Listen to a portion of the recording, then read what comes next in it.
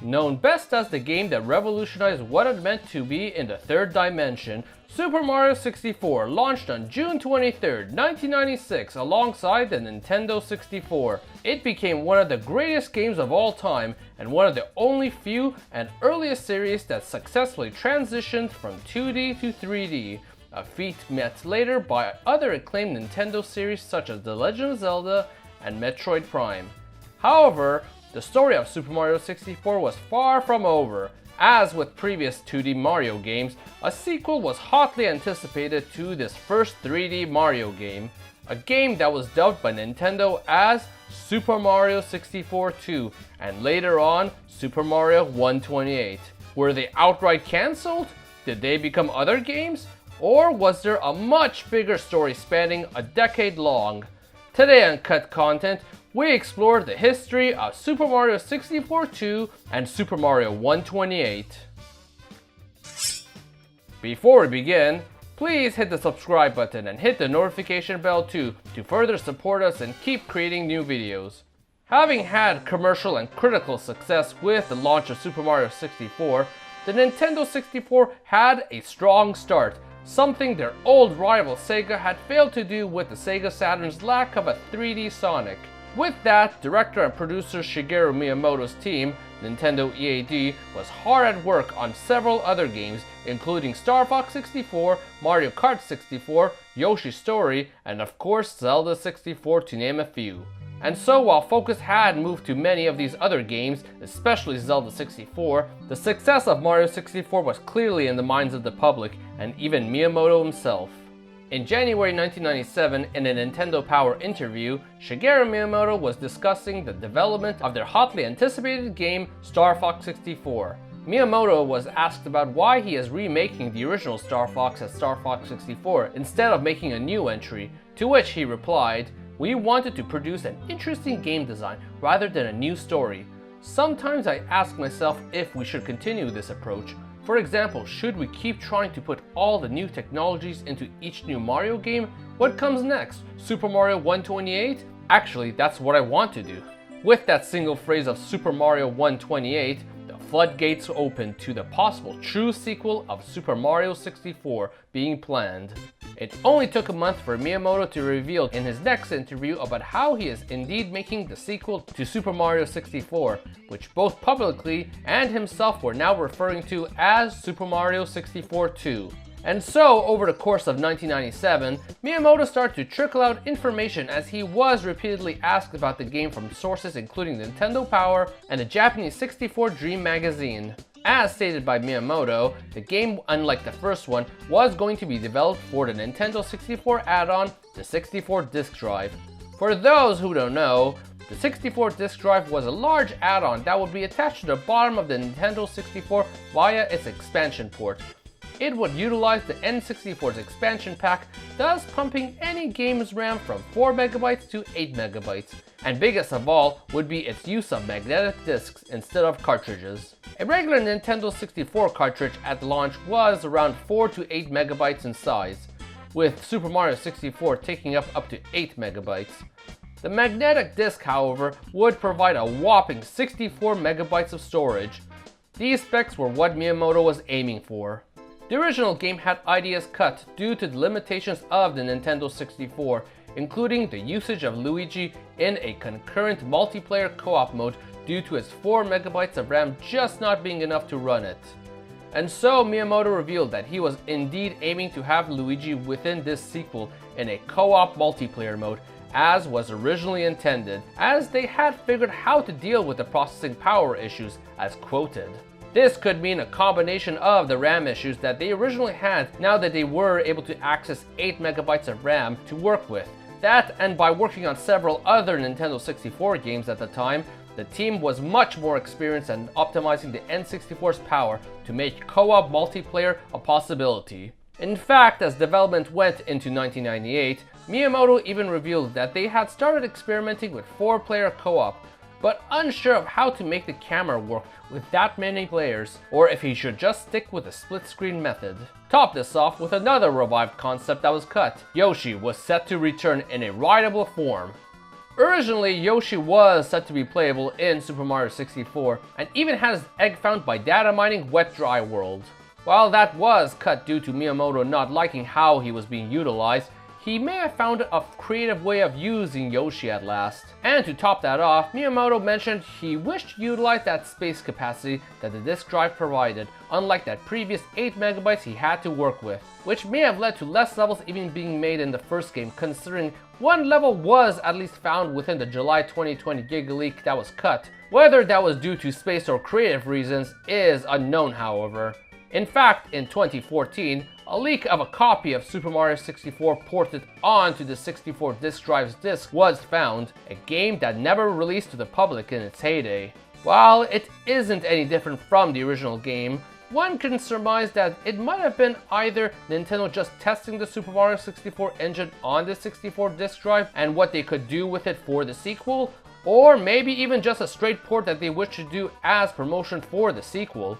However, Nintendo EAD's schedule was packed, very packed in fact, ever since completing Super Mario 64.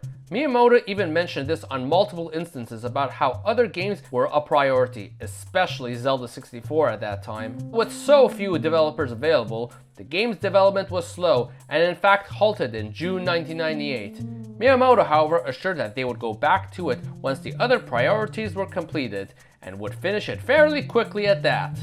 However, 1999 was a silent year, with nothing heard since December of 1998 about the game. It wasn't until November of 1999 when we finally heard that the game was cancelled or moved. As he stated, "Well, for over a year now at my desk, a prototype of Mario and Luigi has been running on my monitor.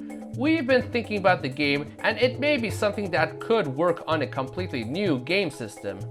At this point, it would seem only a potential demo level existed that had Mario and Luigi in a co-op multiplayer. Hardly any work had been done, and with the GameCube set to come out in only 2 years, it only made sense to take what they had envisioned and move it to the next generation.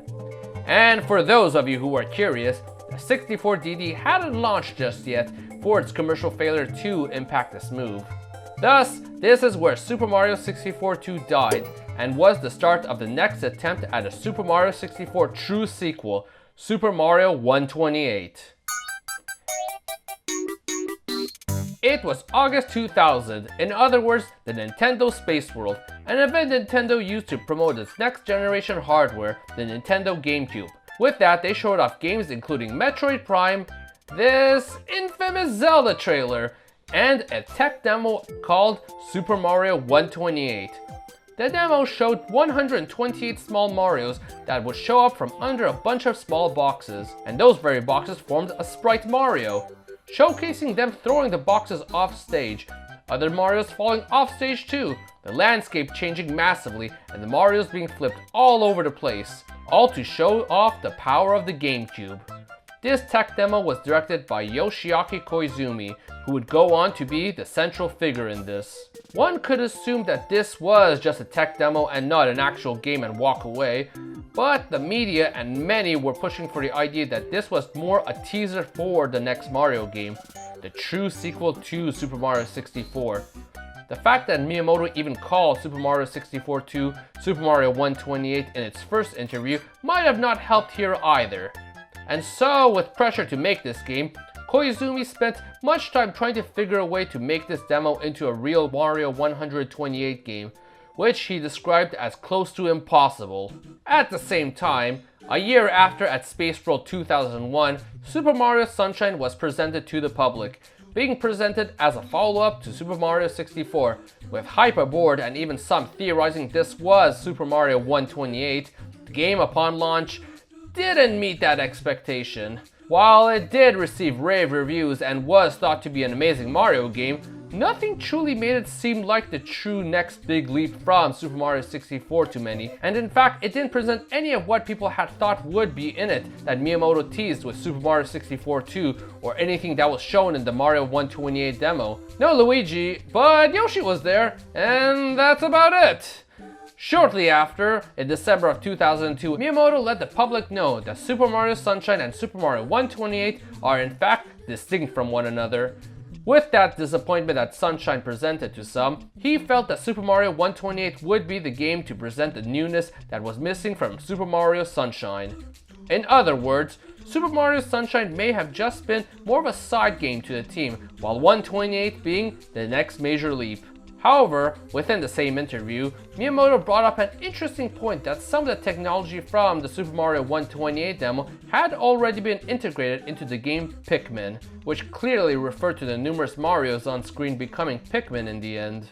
However, the interview went on to mention that the experimentation was still going on with this game, which only pointed to how much like Super Mario 64 2 being in heavy experimentation, Super Mario 128 was also going through just that. In fact, the game was in such infancy with experimentation, Nintendo's executive George Harrison mentioned that the game might not even appear on the GameCube, this being in 2003, midway through the Cube's life cycle. And every year there would be expectations that this game would appear at E3, whether through gaming sites hoping that this game would simply appear, or even then executive Reggie Fils-Aimé teasing that the game would make some form of an appearance at E3 2005. The game was repeatedly a no-show, and was looking less and less like a GameCube game as a result. And experimentation continued, from everything including testing on both a GameCube and even the Nintendo DS, to what may have been the crux to this process, the development of spherical platforms for Mario to roam freely on without falling off. Yoshiaki Koizumi, who had earlier called Super Mario 128 a game that was close to impossible to make, mainly was referring to the spherical feature as it wasn't something done before and required a high level of technical expertise to be able to do it along with a very motivated team, all while Miyamoto encouraged him to think of a much bigger vision for the next Mario game. The spheres as such were an obvious choice. However, Koizumi soon was tasked to work on the game Donkey Kong Jungle Beat with a new team at the new office of Nintendo EAD. Working with this new team and going through the development of that game gave Koizumi the confidence to be able to overcome the challenge of making the spherical platforms together with this very team.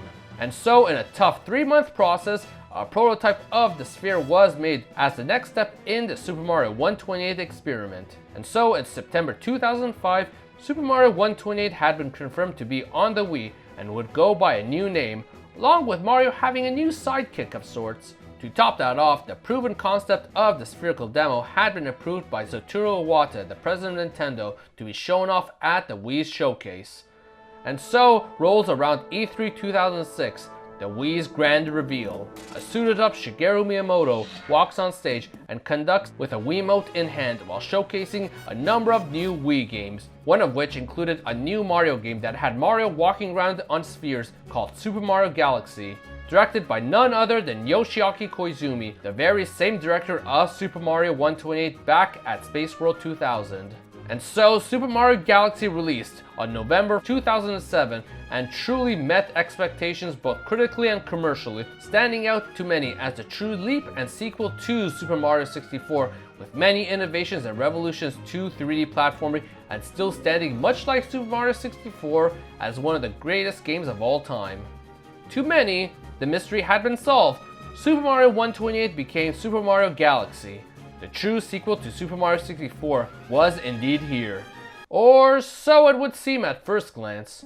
Many were quick to note that Super Mario Galaxy was very different from Super Mario 128. Was this actually the same game? Miyamoto opened up about the fate of Super Mario 128 on August 2006. While Super Mario 128 started with the Space World 2000 tech demo featuring a number of experiments, the experiments expanded. While there was a strong feeling of gravity with the changing shapes of the platforms and Mario's being flipped around, that evolved into making the sphere platforms that Koizumi focused on. Other experiments included a new camera technique that wouldn't make the player sick, both of which became the basis of Super Mario Galaxy. Meanwhile, the 128 Mario concept that was shown at Space World 2000 became the basis for Pikmin, amongst which these were only some of many experiments done over the years that were repurposed into other games. In many ways, Super Mario 128 was just a name for a collection of experiments. While Super Mario Galaxy isn't exactly Super Mario 128, Super Mario 128 in many ways could still be said to have served as its grand alpha stage, or even the conceptual stage of development. This, together with the mindset of developing a true Super Mario 64 sequel always being in mind, while making these same experiments utilizing the same director. And so with that, one final question still needs to be asked. What happened to Super Mario 64 2 then? If Galaxy is the true sequel to Super Mario 64, was there any of the old concept used in it? The answer is no. And Miyamoto did address this actually. His answer was a bit vague, however, but stated that it became different games without specifying what games. Whatever was running on his machine back in 1999 when last heard, it had been repurposed somewhere else. Some theorize with how little was done on Super Mario 64 2 that it might have been repurposed for Super Mario 64 DS's multiplayer mode. Up to 4 players simultaneous was designed for Super Mario 64 2, and that is indeed possible in Super Mario 64 DS. In fact, both Luigi and Yoshi, which were planned to be playable in Super Mario 64 2, were playable here. I'll bet Yoshi wasn't rideable here as originally intended, but whether that's its fate or not isn't confirmed. While the legacy of Super Mario 64 2 and Super Mario 128 lives on, it led to a memorable creation of one of the most amazing Mario games to date, amongst other games too.